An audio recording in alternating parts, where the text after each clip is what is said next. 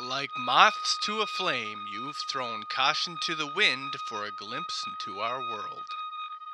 Well, now you're in it. Welcome to Effed Up Stories.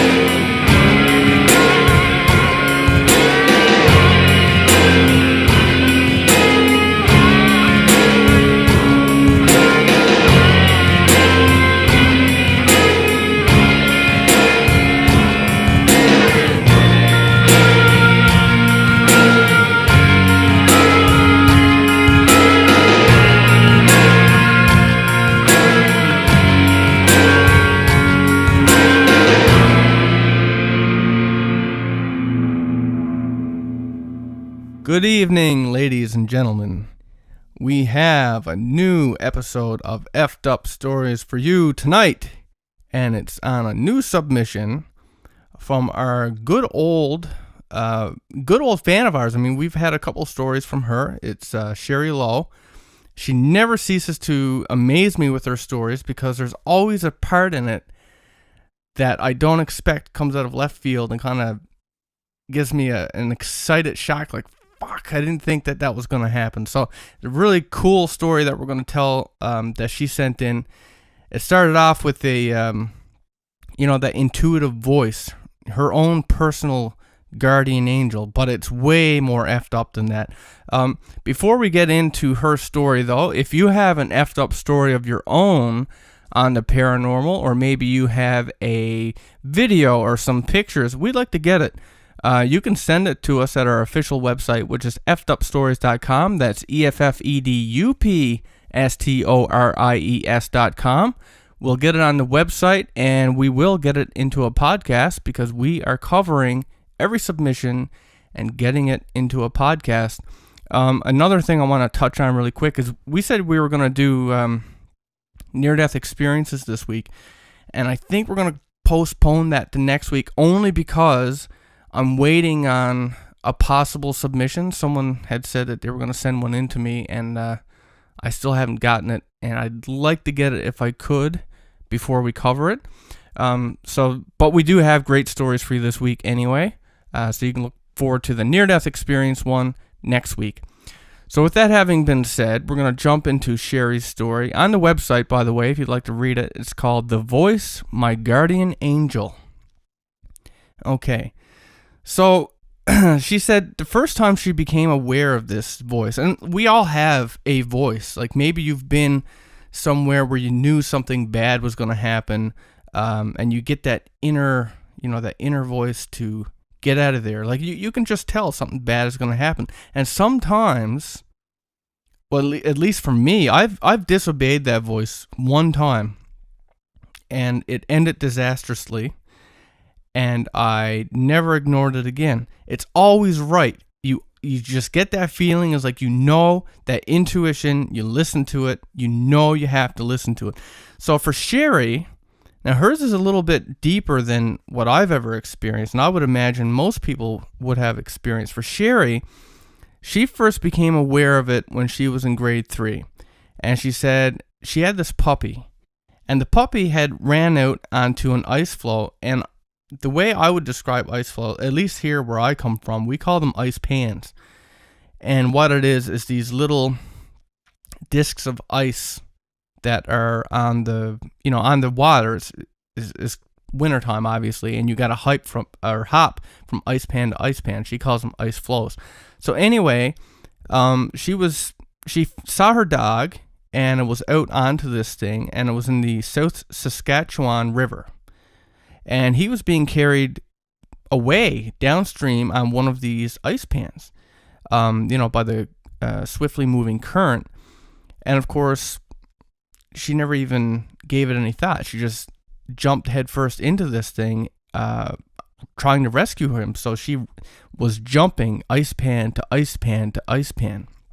And as she was doing this, her brother and two cousins were on, I guess, the shoreline or the land part, and they were screaming at her to stop. They were crying and yelling, we can always get a new dog, but it's different with a human.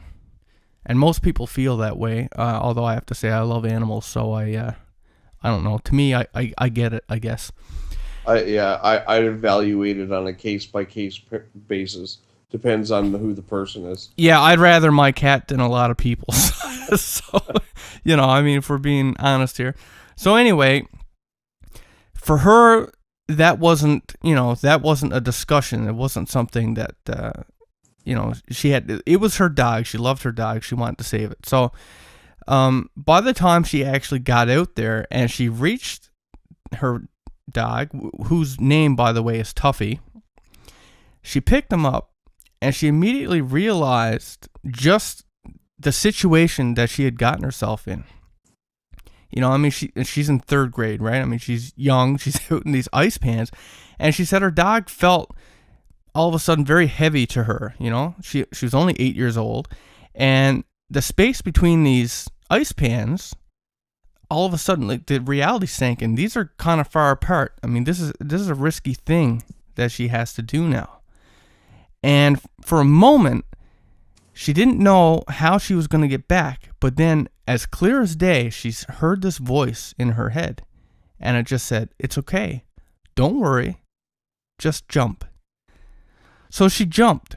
And as she was jumping flow to flow to flow, before each jump, she heard this voice again say, "Jump." And she crisscrossed the ice floe to ice floe, all the way carrying her dog in her arms. And eventually she makes it back to shore. And she remembered, she just felt special. She described it as feeling like she had wings, like she had some special ability that day. Like she described it as being able to leap like a deer. And she said the voice, now I don't know about you guys, but when I get a voice in my head, it's mine, right? Like I hear, whatever voice I hear, it's in my voice. For her, she said the voice was not her voice. She didn't know whose voice it was. There was something that made it distinctive and separate from herself that made her wonder if there was something more to it. But she was young and she shrugged it off. So then she fast forward in her life, because this is something that she's experienced her whole life. So fast forward now to the next time she heard the voice. At this time, she's 15 years old and she's at this party. And the party she was at, she said she was way too young to attend. She shouldn't have been there. So I'm guessing it was older kids probably smoking, drinking, dope, right? We've all been there. So she said the party starts to get wild, and without warning, she gets this voice just snap into her head again, and it's screaming at her, get out now. And so she left, and right after she left, she said a lot of bad stuff actually happened at that party. She was very lucky to have gotten out of it. So she listened to the voice, and she came out unscathed, as it were. And then the next time she had this happen, it was when she was 22. And I know I'm just saying little stuff here. It's going to get interesting. Just trust me on that. So when she's 22, she runs into this old boyfriend of hers.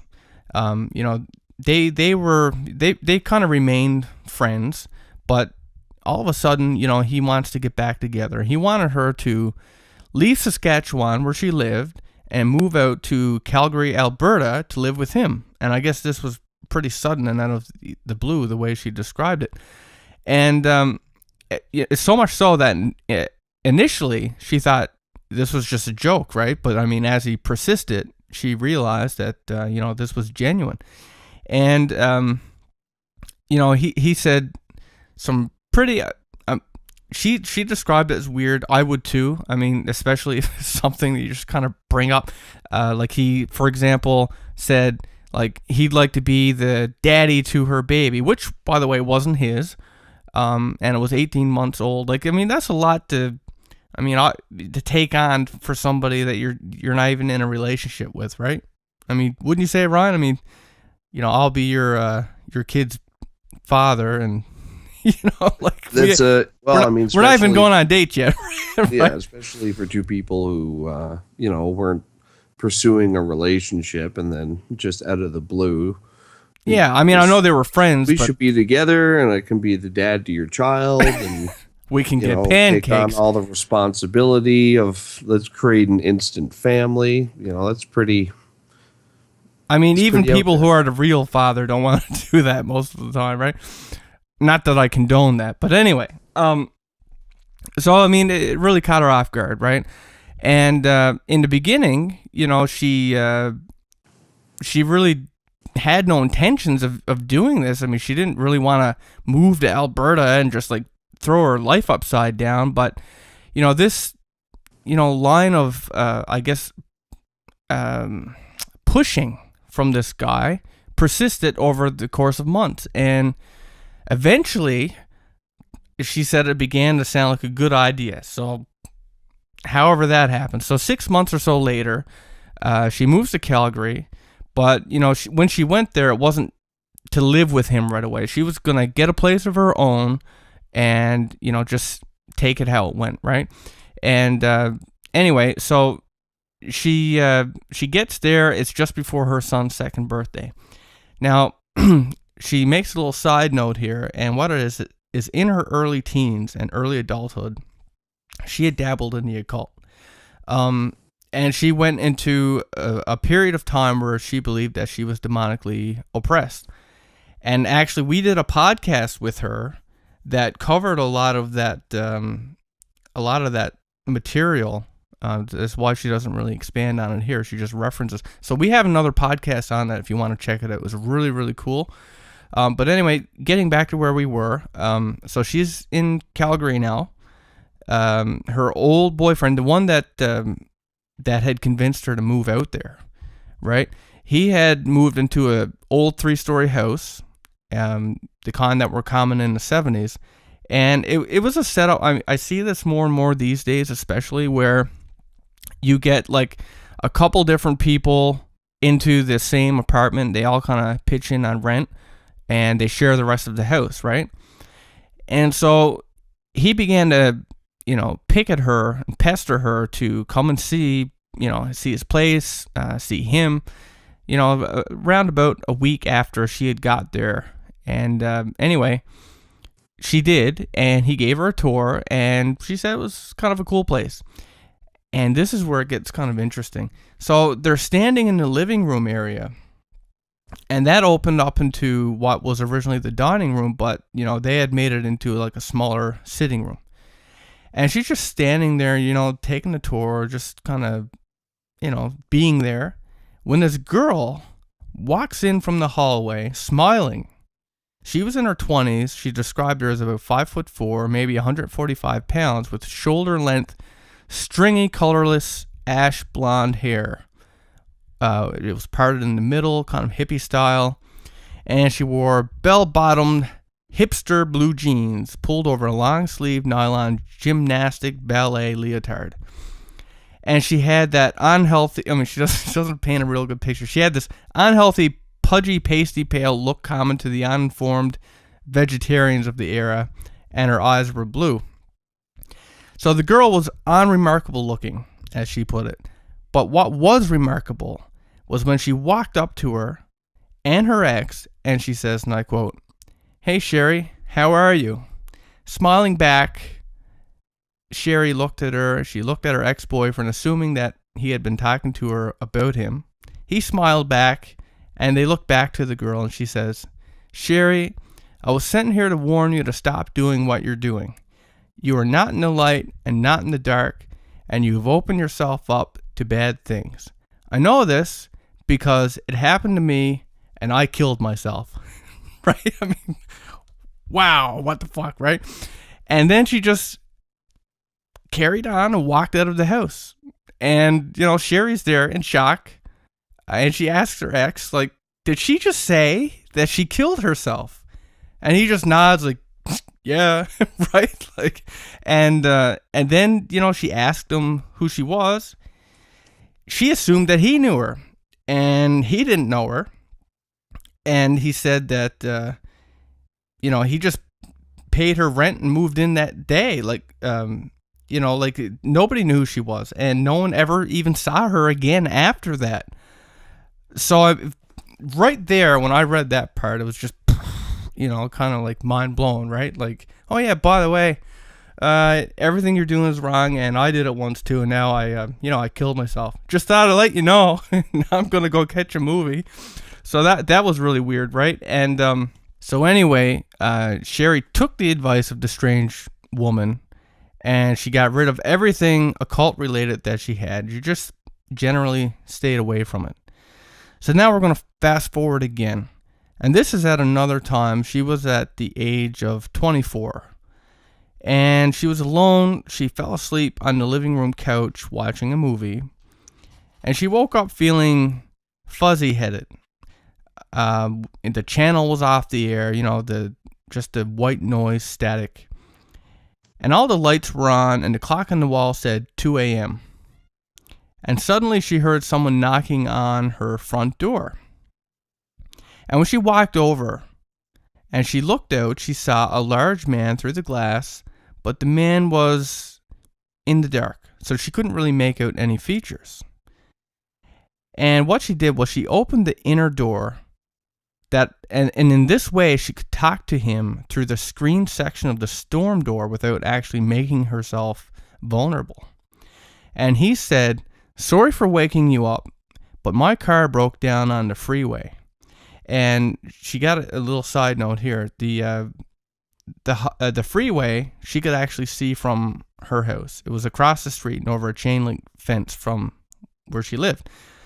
And she was, or this guy was wondering if he could use her phone to get help. It's one of those tales we hear all the time, right? Is like people ask for help, and really it's a insidious kind of intention behind it. So anyway, she actually started to unlock the door to let this guy in to use the phone. And she wasn't really in her right mind anyway. She'd just woken up. She's kind of groggy. But then suddenly, bang, that voice shrieks again in her ear, "No!" And in a flash, she slammed and locked both doors and said, "No, you can't." And the man stood on the steps for half a minute, and then he walked away. And she ran to the phone. This is in a time where it was all landlines, right? And she was holding the receiver up to her ear with her finger on the dial, getting ready, I guess, to phone for help. And as she stood there, she stood there for a couple of minutes. She was looking out of her living room window, and because she was afraid that this guy might just be there, kind of looking at her. And so what she did was she turned off all the lights so that he couldn't see in, and she went over by the drape. She peeked out, and she saw that this guy was in the car, like the stalled car, sitting on the shoulder of the freeway across from her house, way over on the adjacent lane. And she noticed that, she could notice movement in the car. And she realized that the guy was sitting at the steering wheel. And he was just sitting there staring at her house for a good 5 to 10 minutes. And, she could make out his profile, and she could see, like, when he'd look away or when he'd look straight ahead. And she could tell, like, this guy was watching her. He was watching her house. And he did this for, like I said, like 5-10 minutes or so, just sitting there. And, she was getting pretty spooked at this. And after, that 5 or 10 minutes, he very easily, I might add, just turned on his car, drove away. So obviously, in this case, her voice was, that's your intuition right there telling you this is a bad thing going to happen. This is a mistake. That guy, no doubt, probably would have kidnapped her. God knows what he would have done. Obviously, he didn't really have car trouble, right? So that's another case with the voice. Now, the next time she heard it, she was 24 and she was at a party with this guy in Barrie, Ontario. And, they had spent the weekend at the lake. It was Sunday. It was the tail end of a long weekend. She was tired. And between the sun and the fresh air and the water skiing and the late nights, she was really exhausted. She could hardly keep her eyes open. And her date were drinking pretty hard all weekend. And, they were feeling like shit, right? I mean, as you do after a good couple nights or something like that. And they were just sitting back against the wall in the living room. And, the kitchen entrance, she said, was to the right of them. And because of this, they could see, what was happening in the kitchen and the living room at the same time. And at this point in time, she said the house was really crowded.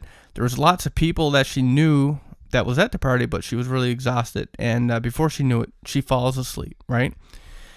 And her date fell asleep.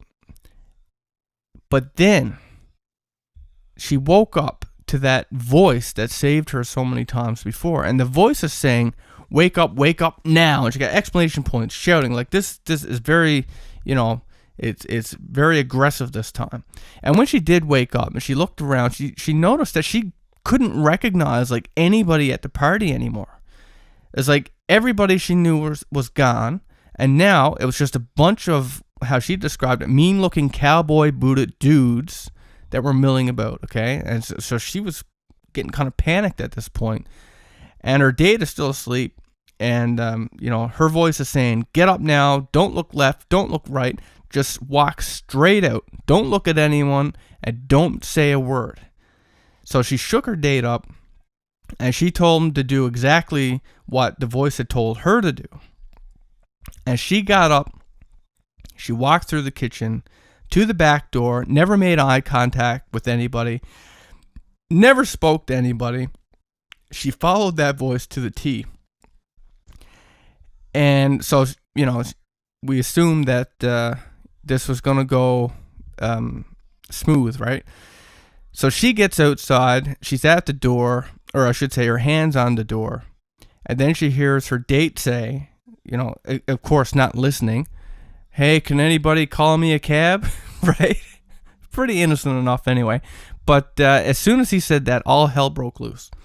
And she just summarizes this part. But apparently, and this is something that had happened a couple times before, what happens is someone puts a roofie into your drink when your friends leave, their friends arrive, and they just beat the shit out of you, right? And that's what had happened here. All the friends had been gone. And there was, she was there and her boyfriend was there. They'd fallen asleep and they wake up and there's basically people there and all they want to do is cause trouble, right? So the people that were still there, the people that she knew and herself and her date or whatever, this group that integrated themselves, the bad guys, they sent a bunch of people in the hospital apparently. And her date ended up getting a few stitches in his lip. Now Sherry didn't manage to, she managed to avoid it. I guess it's not as common for a woman to get beat on, but yeah, it was bad stuff, right? And apparently what she said is, and this was told to her by a couple of the people that she knew that were left behind, she just went ape shit. And, when they started hitting, and punching her date, she started freaking out in a way where she basically scared them. Okay, so I got to use my imagination here, but I imagine it's pretty must have been pretty impressive to spook a bunch of hard asses. A house full of thugs, as she put it, and anyway, she said it was like she was possessed or she was being controlled by something.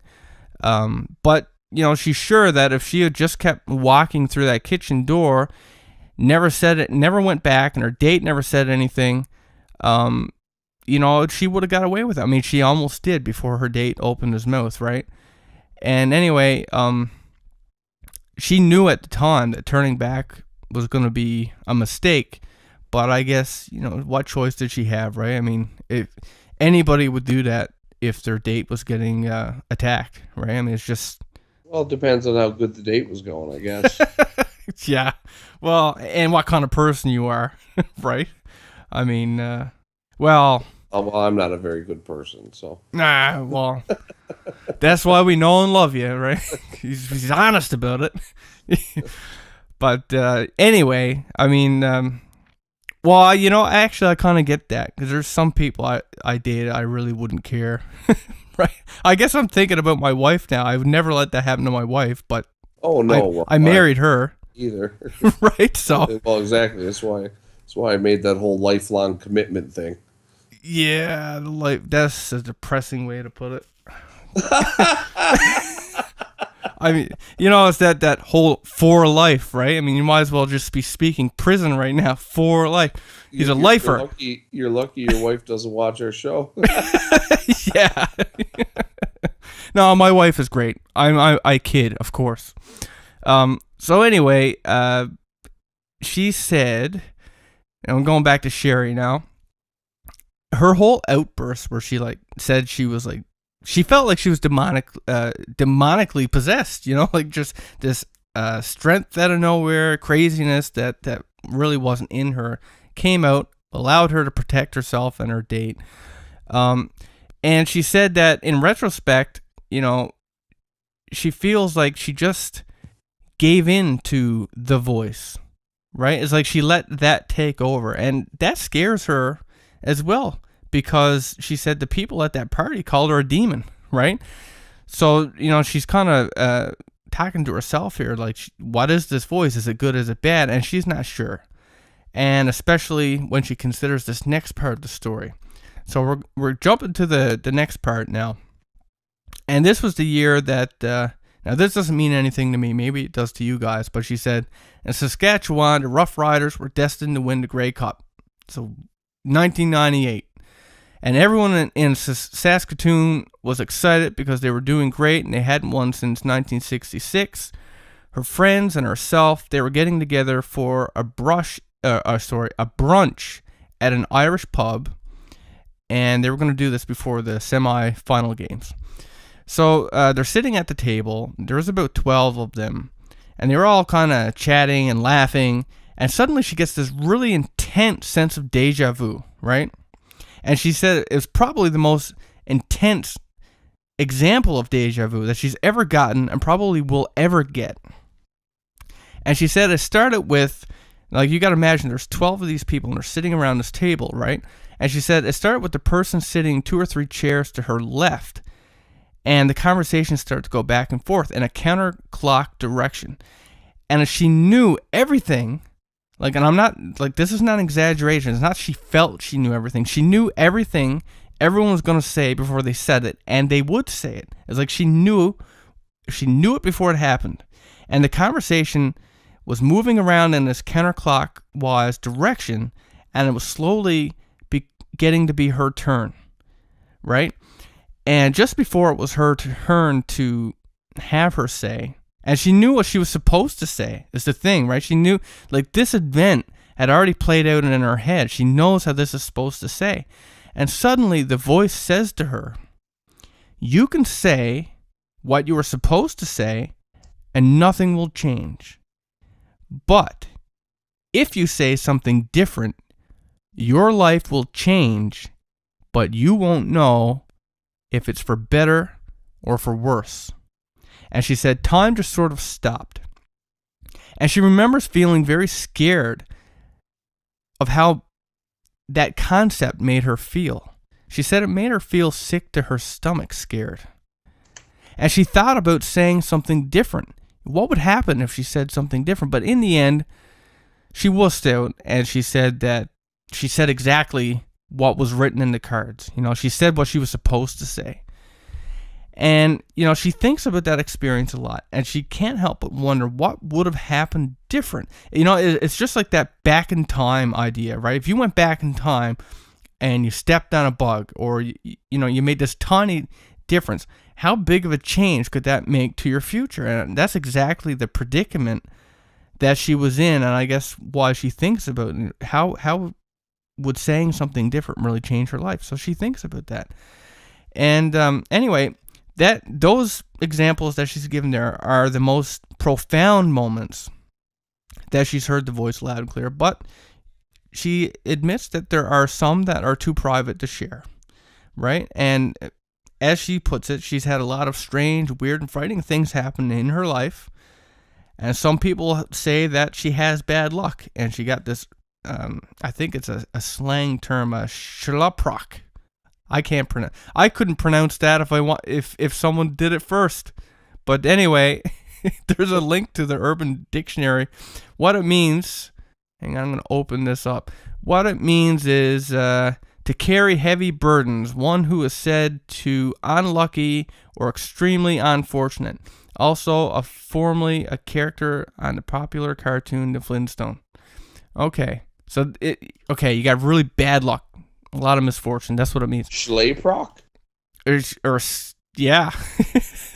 That's a weird word, right? Yeah. Sounds Ukrainian or something like that. Well, that would help me feel a little better about my mispronunciation of it. You know, in Soviet Russia, fortune bad you or right? Anyway, so she has these weird accidents and injuries and just bizarre shit happen to her. But she said, she thinks she has good luck and that someone or something has always been looking out for her. And she attributes that to the voice. And, by all accounts, that's what it sounds like, is that this voice is, has saved her. And I'm going to give you an example because that's a great story. And Sherry has all these different, examples of the voice. I never got a voice, but just to go on that whole intuition, listen to your instincts kind of a thing.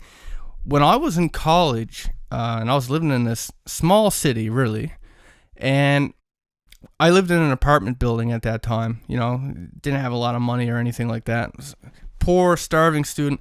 And anyway, I was studying or something like that, and my wife was, cooking supper or something, and this knock comes at my door. And when I went and answered it, there's this guy. He must have been like late 40s or early 40s, late 40s, around that age. He was kind of thick, like I don't know if fat's the right word, but he was, bulbous, wearing this dark green winter jacket.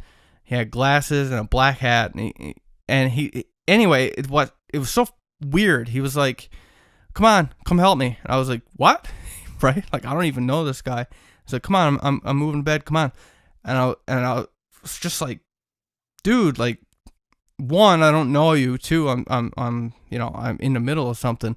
And it was like the way he talked to me is the way, like, if I went to Ryan's house, I know Ryan. I've known him for 10 years.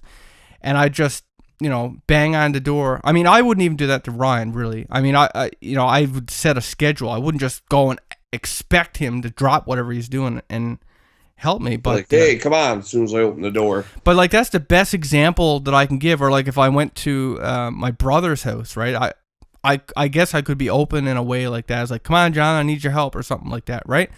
But to do that to a stranger is fucked, right? Way too over familiar. Yeah, and he's really like, it was like he was antsy, like he really pushy about it, right? And when I was just like, "Dude, like, I'm not fucking doing it. I don't even know you, like, go away. Like, I'm doing my own shit," right?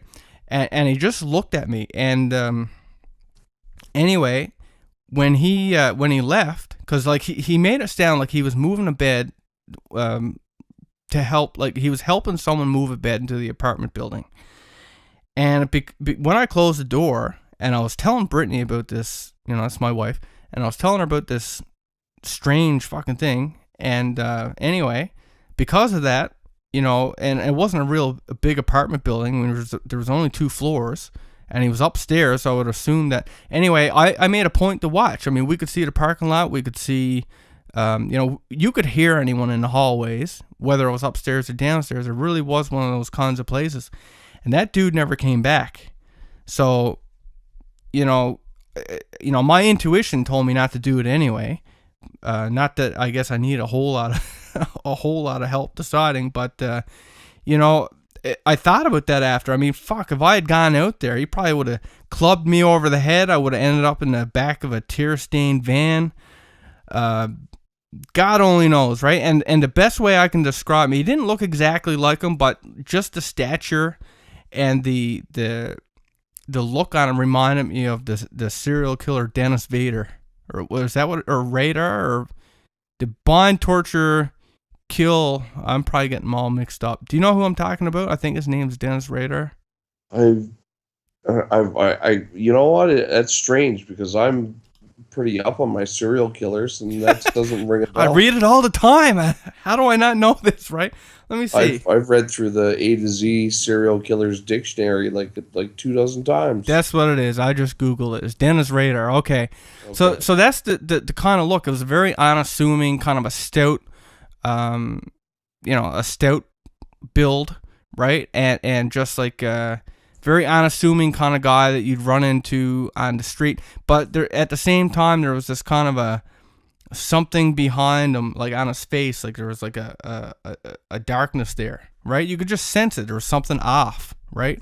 Not to mention that throughout the course of your life, you've drawn nutcases to you like a moth to flame. Oh God, ain't that the truth?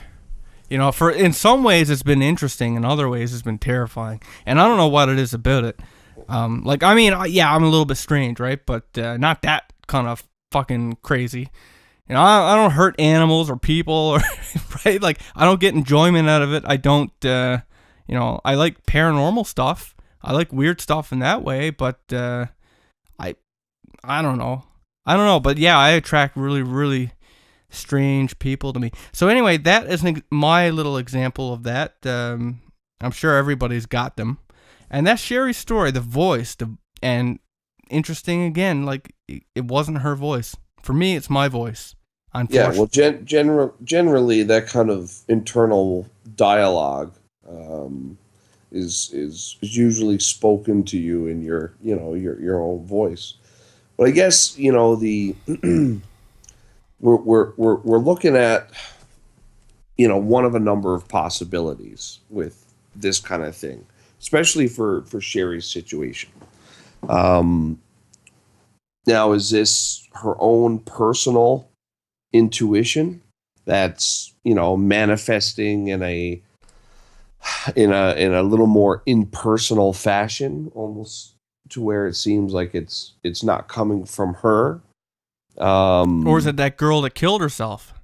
Or is it in an outside force, whether that be some guardian spirit or angel or what have you?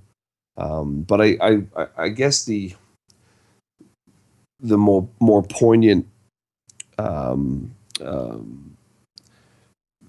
topic that to take from it is the idea of the premonition, because this not only, I mean, we've all been in situations where you're walking up, you're walking down a pathway and there's a group of shady looking people, and you're like, your internal voice is saying, take the long way, man, turn around and take the long way home. You don't need whatever trouble, or cross the street or something, or something like that. But in this instance, we're not even talking about that. It's one thing to have a stranger show up at your door and ask for help.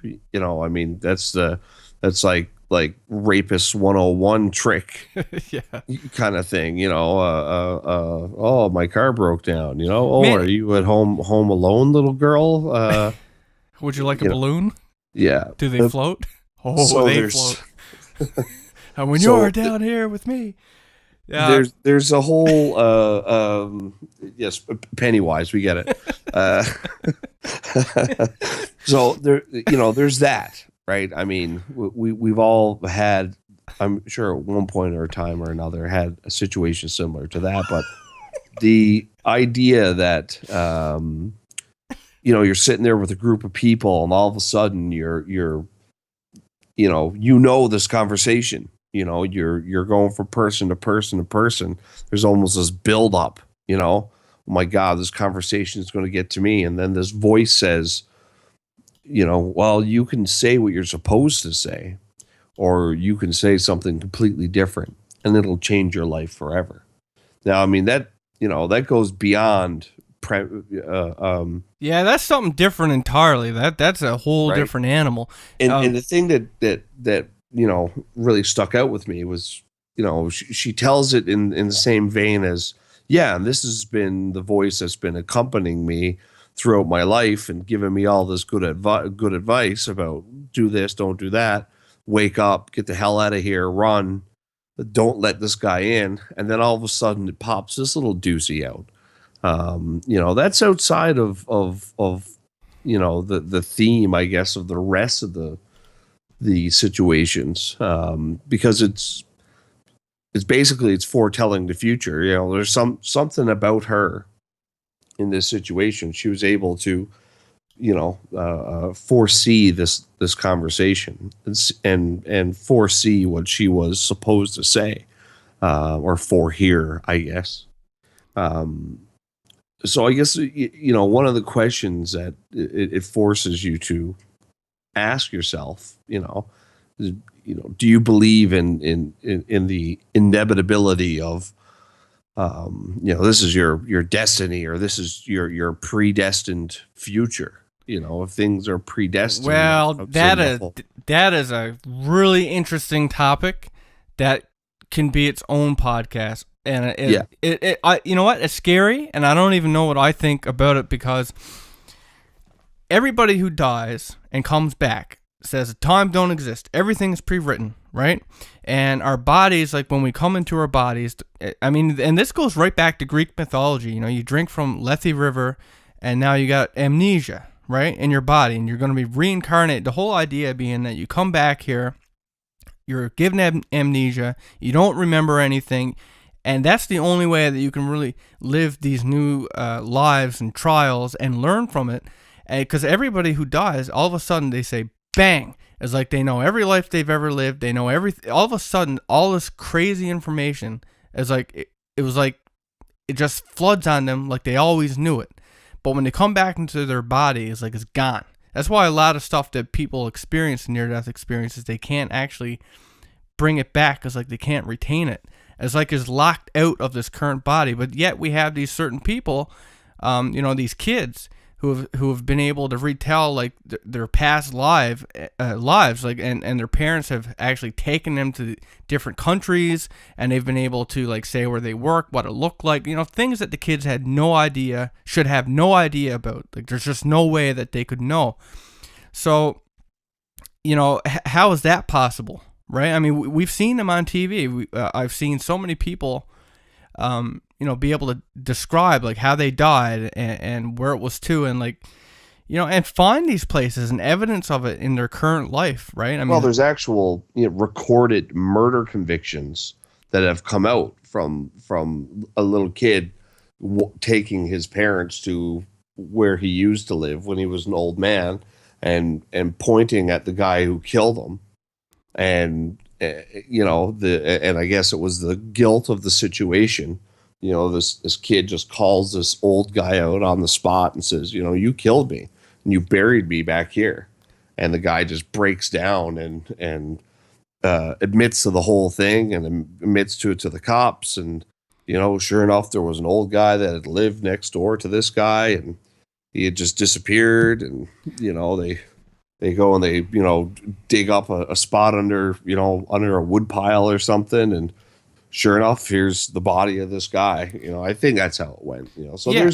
There has been there's definitely been situations like that. So my go ahead. Well, my point was, that being the case, and amnesia being a real thing that we get when we're born here, and a real idea that we've lived many lives and we'll live many more and all that. I mean, there's lots of stuff out there to reinforce that notion. And that being the case, and time only being existing when we're here, everyone who's dead says time is not a thing. It ceases to exist. Well, then you know what? Everything is predetermined.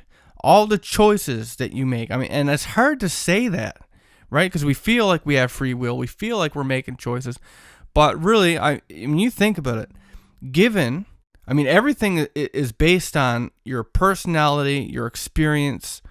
Like, I mean, you take me, right? My personality, and based on like my life experiences, you put me in a certain situation, and I'm gonna make a choice, and I'm probably always gonna make that same choice because that's where I'm gonna lean. Based on And just because I know you, if somebody would say, give me that hypothetical situation and say, how would he react? Well, it's not that I necessarily know the future, but I could probably 9 out of 10 times say, this is how he would react. right, and so Just because I know you so well, that would be just a case of knowing your personality and knowing the things that you've gone through in your life. exactly. So that being the case, knowing that would be how it would work almost every single time, then are we really making choices, or do we just feel like we are? Right? Well, and from the metaphysical, this theme extends all the way into the into science. There is a very strongly held or widely held belief that we live in a three spatial dimensional universe and one temporal dimensional universe. Now, if we were able to enter a universe that had two temporal dimensions, right? Because we're stuck in one temporal dimension. We're constantly moving in one direction through this thing we call time. If we were able to exist in two temporal dimensions, we could go back and forth. And what would that mean? Like that's a very difficult thing to wrap your head around. That would mean that you're always being born, you're always going to school for the first time, you're always getting married, you're always having your first child, and you're always dying. Well, the way You can visit any, if you lived in a two temporal dimensional universe, you could travel back and forth along that timeline at will. The same as no different than physically walking from one end of a hallway to the other. So again, that begs the question: are our lives predetermined, and do the existence of premonition, or does the existence of premonition kind of lead some credence to that? If Sherry was able to, that she obviously had some foreknowledge of this experience. And I mean, regardless of the fact that there seemed to be, because personally, I think that in her situation, there's an outside narrator. well, maybe it's her from a previous life, right? Like or further along the timeline. yeah, because I mean, in near death experiencers, people who have said that that time itself isn't a thing. Like it's just it always was, always will be. It's linear. The way they describe it is that like there's one guy, right? I was reading this one guy's near death experience, and he said he went right back to the beginning of time, and he traveled right to the end, and it's linear. It's like a big long movie. Everything that happened, depending on where you are, you could say it's happened or it hasn't happened yet, but in reality, it all exists at once. Everything. So it's not that time, quote unquote, doesn't exist so much as that it has deeper dimensions to it than just what we experience here. We're not just stuck in the river of time, being pulled along down the current. We are here, but elsewhere, and maybe in another dimension or in a different configuration, when we're not stuck in a flesh and blood body. It's not linear. Well, I mean, it's linear in the way that it's a straight line, perhaps. But we could traverse it back and forth at our will. He, like you said, he was able to trace the river of time right back to its source, right to the beginning. Yeah, and I mean, if you want to look at destiny, right? I mean, the idea that we're given a destiny or we make our own. Well, I mean, there's also something to be said for the people, and these are people, like I keep referencing this stuff only because I'm reading it so much lately, but like they would speak to God or Jesus or whatever when they were dead, or just some kind of, somebody knowledgeable, more knowledgeable than us, right? and they would be told that we pick our lives and our trials and our burdens and everything before we ever come to Earth. But the whole idea being that we experience these things to grow, to learn, because it's kind of like, say if you picked one of your trials to be in a wheelchair, right? Well, like, I mean, you and I mean, we could say we have empathy and sympathy for people who have that hardship, right? But we can't truly understand what it's like unless we lived it, right? And the only way to do that, you have to pick that trial and come down here and live it. And the only way to really understand it and get the perspective, you'd have to have amnesia. You wouldn't have to come down here and say, okay, well, this is my mission and I'm going to go to a better place. You have to come down here, and like everybody else, you don't know what's going to happen, like you're not really given any comfort, or, you know what I mean? Like, you have to come down here absolutely in the dark and just deal with it. Yeah. To get that perspective. Well, I guess not to stray too far into that topic, since we're going to nail it later on next week, I guess the question more so being, was it really even an option for her to say something different in that situation? Or the fact that she said it she said it in the future, and she had, had a premonition of herself seeing it in the future. That obviously meant that it had happened, right? Okay. Which means that if that's the case, then and if time is this always existing dimension, where in perhaps in a different situation we can travel the river of time up and down, and experience any moment along the timeline that we choose. Is anything really changeable? Is anything really mutable? Was she able, though it gave her the option, did Sherry really have a choice? Or the fact that she had already said it, even though she had knowledge that she had already said it, does that change the fact that it had been said in the future? The ripples of that experience travel back into the past, meaning that she has to make that same, or say that same thing again.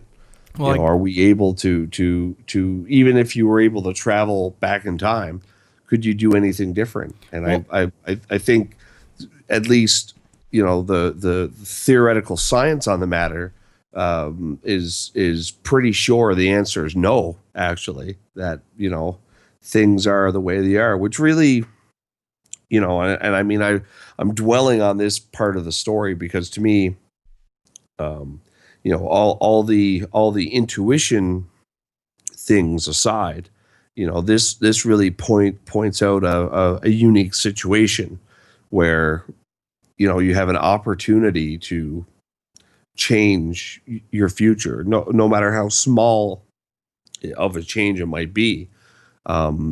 Is there really a choice if that, or are things already set in stone, things that were set in motion, at the Big Bang, and then that's it? Everything is playing out now the way it has to play out, because that's the way that the dice were rolled back at the creation of time. And I mean, at least from a scientific perspective, it certainly looks that way. And at least in this instance, she said exactly what she was supposed to say. So was there ever a choice, I guess? Well, I don't know. I mean, what if, like, you know how we got the multiple universe theory, right? And every time you make a decision, another universe splits off and you made the other one, right? Well, there's the many worlds theory. And then there's the I can't remember what they call that one, but that one's slightly different. And the idea that an entire, now, I mean, personally, I think that's a very idealized kind of theory that unlike the many worlds theory, that one holds a little less water when it comes to the actual the actual theoretical principles. Well, as long as we're being theoretical, I mean, we're just spitballing, right? Oh, of course. So, what about the idea that, okay, everything already happened, right? Every which way, everything has already happened. So we're down to Sherry making this choice, right? She can change where she's going to go. Maybe your consciousness can only exist in one of these places at a time. And by making a certain choice, you split off from that world and you enter this other one. But it all technically exists, but your consciousness can only exist in one of these worlds at a time. Well, I guess the key thing with the many worlds theory is that it would allow for an infinite number of universes to exist, which would mean not that you make a decision and that causes the universe to split into two universes.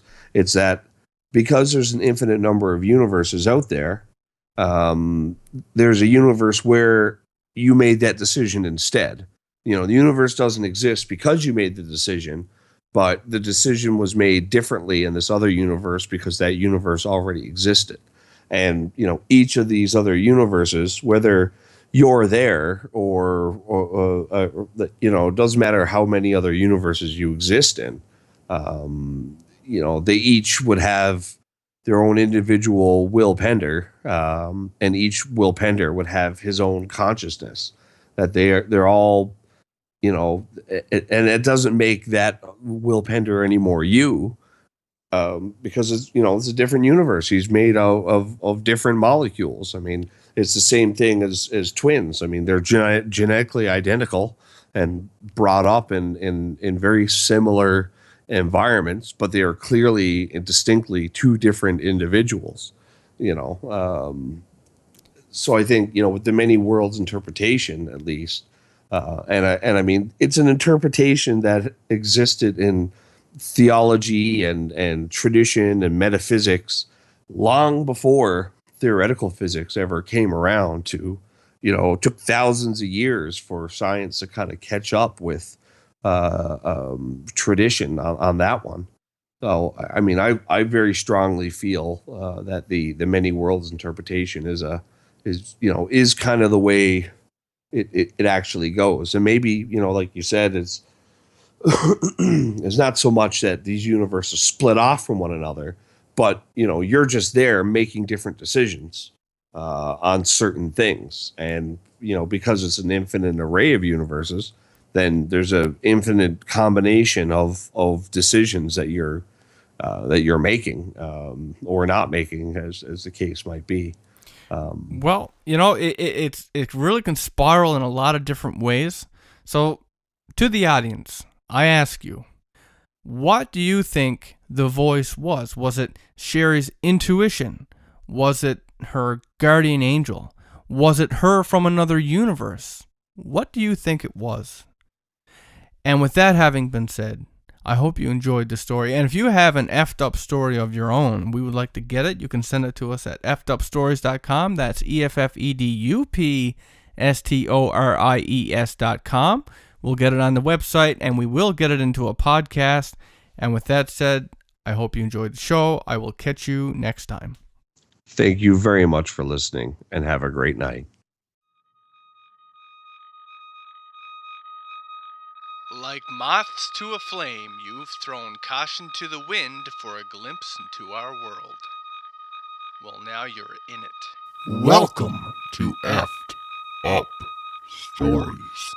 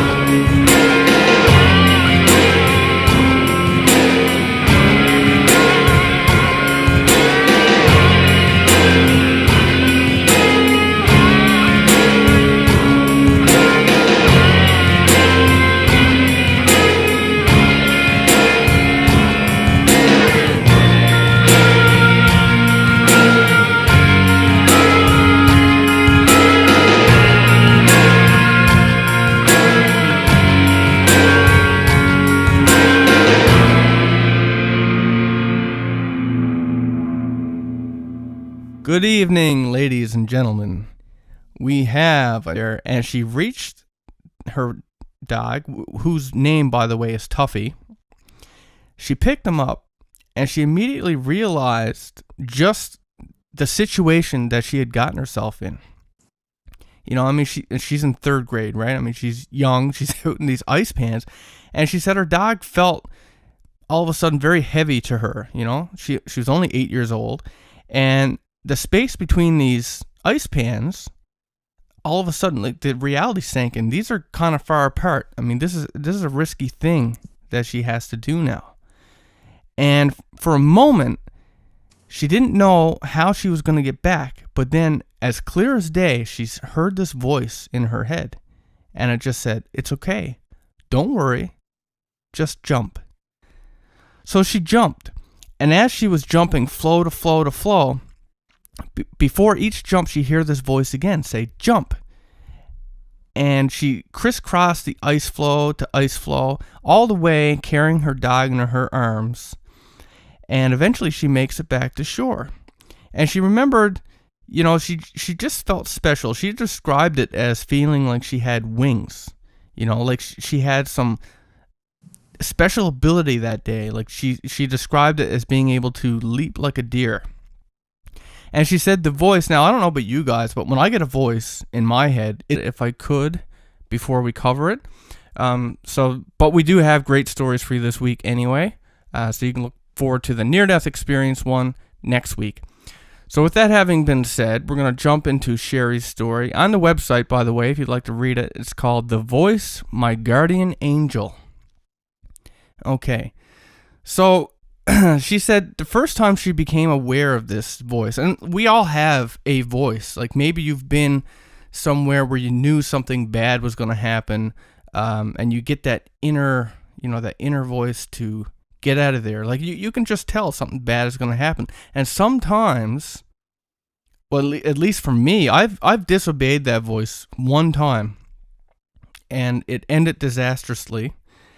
And I never ignored it again. It's always right. You just get that feeling. It's like, you know, that intuition, you listen to it, you know you have to listen to it. So for Sherry, now hers is a little bit deeper than what I've ever experienced, and I would imagine most people would have experienced. For Sherry, she first became aware of it when she was in grade 3. And she said she had this puppy, and the puppy had ran out onto an ice floe, and the way I would describe ice floe, at least here where I come from, we call them ice pans. And what it is these little discs of ice that are on the water. It's a new episode of Effed Up Stories for you tonight. And it's on a new submission from our good old fan of ours. I mean, we've had a couple stories from her. It's Sherry Lowe. She never ceases to amaze me with her stories because there's always a part in it that I don't expect comes out of left field and kind of gives me an excited shock, like, fuck, I didn't think that was going to happen. So a really cool story that we're going to tell that she sent in. It started off with that intuitive voice, her own personal guardian angel, but it's way more effed up than that. Before we get into her story, though, if you have an effed up story of your own on the paranormal, or maybe you have a video or some pictures, we'd like to get it. You can send it to us at our official website, which is effedupstories.com. That's EFFEDUPSTORIES.com.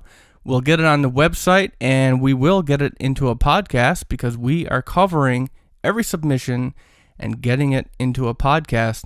Another thing I want to touch on really quick is we said we were going to do near-death experiences this week, and I think we're going to postpone that to next week only because I'm waiting on a possible submission. Someone had said that they were going to send one in to me, and I still haven't gotten it, and I'd like to get it. It's wintertime, obviously, and you got to hop from ice pan to ice pan. She calls them ice flows.